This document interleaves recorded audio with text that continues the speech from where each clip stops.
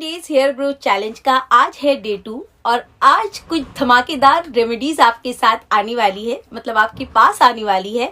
आज जो वीडियो मैं लाई हूँ ना, ऐसा रेमेडी 2 दिन तक आपका बाल जो है वो लहराने वाला है। आप जब इसको करोगे ना, आपको फील होगा इंटरनली एक्सटर्नली दोनों से कि आपका स्कैल्प हेल्दी हो गया है। जी हाँ, एक एप्लीकेशन में आपका स्कैल्प आपको इतना हेल्दी लगेगा।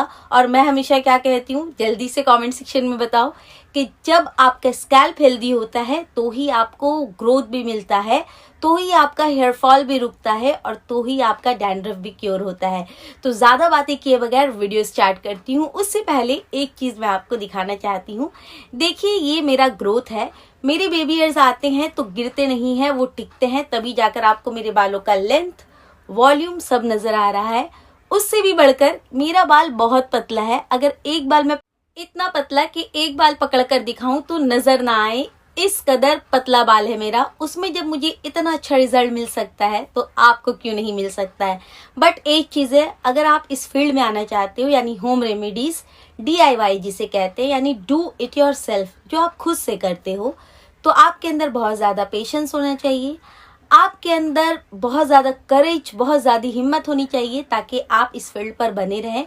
क्योंकि देखिए, एक बार 2 बार या 1 महीना नहीं लगता, काफ़ी टाइम लगते हैं। उसके बाद आपको रिजल्ट मिलना जब स्टार्ट होता है तो फिर वो रिजल्ट देखकर आप भी शॉक्ड हो जाओगे।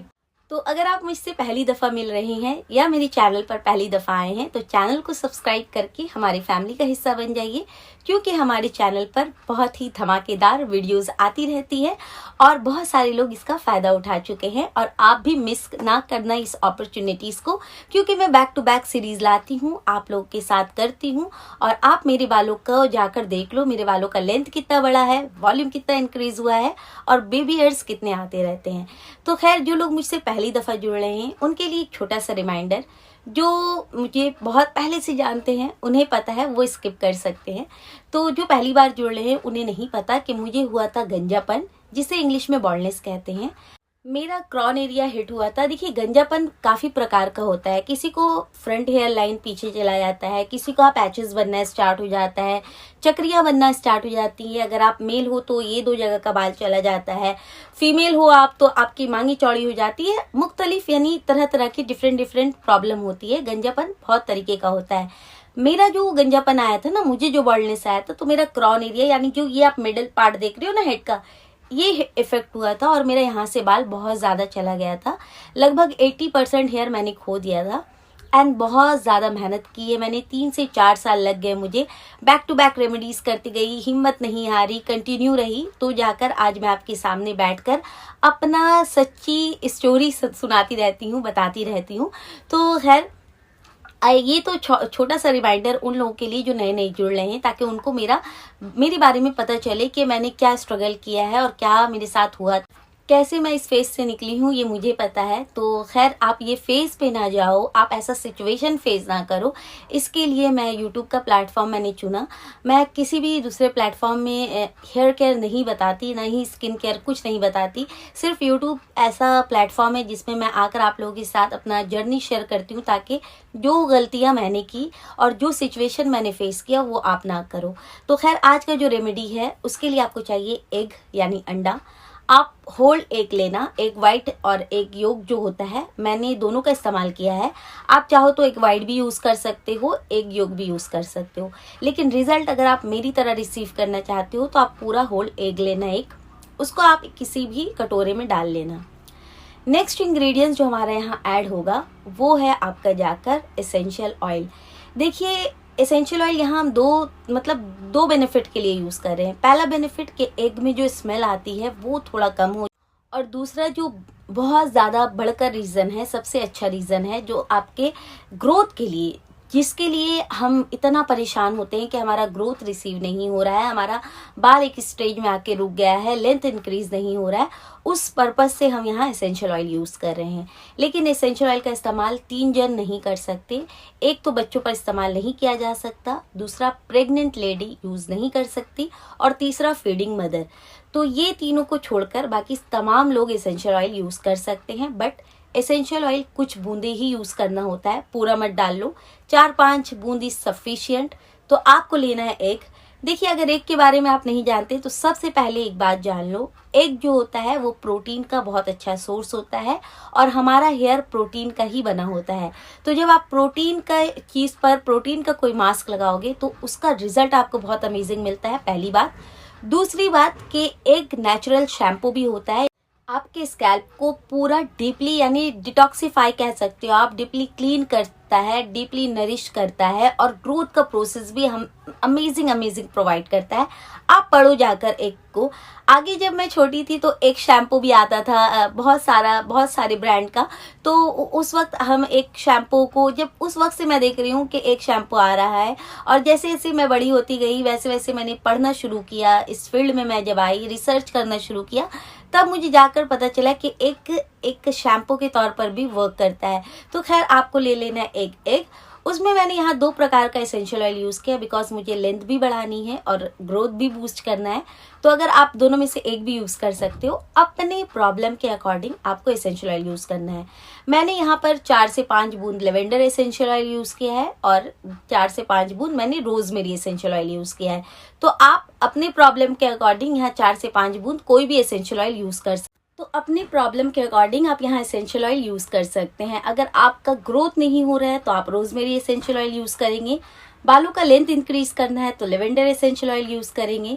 अगर बार बार डैंड्रफ आ जाती है, बिल्डअप की समस्या है, इचिंग होती है, स्वेटिंग आ जाती है, तो आप यहाँ पर tea tree essential oil, camphor essential oil या फिर पेपरमिंट एसेंशियल ऑयल यूज़ कर सकते हैं।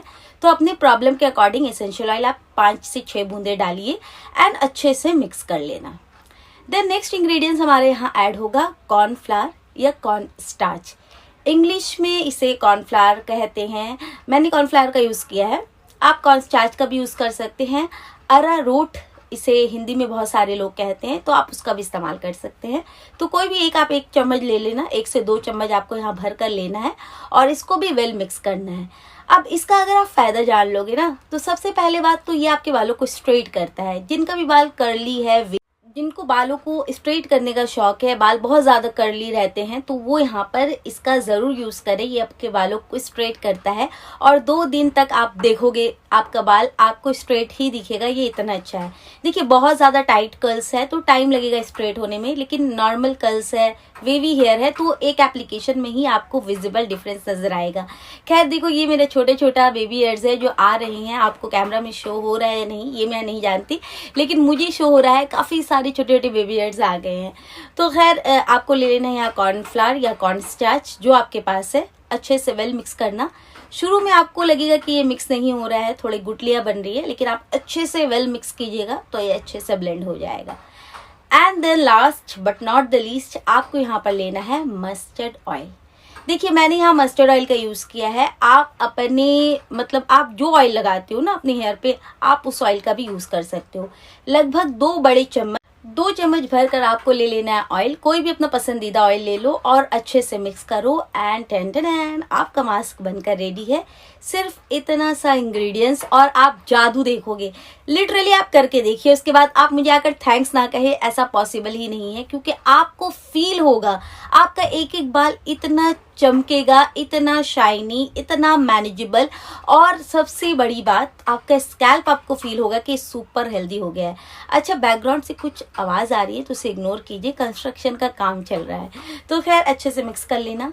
एप्लीकेशन करने का तरीका एज यूजुअल जैसे मैं हर मास्क में बताती हूँ, पहले कोम कर लेना अच्छे से, पहले रूट्स को कवर करना क्योंकि हम स्कैल्प पे वर्क कर रहे हैं।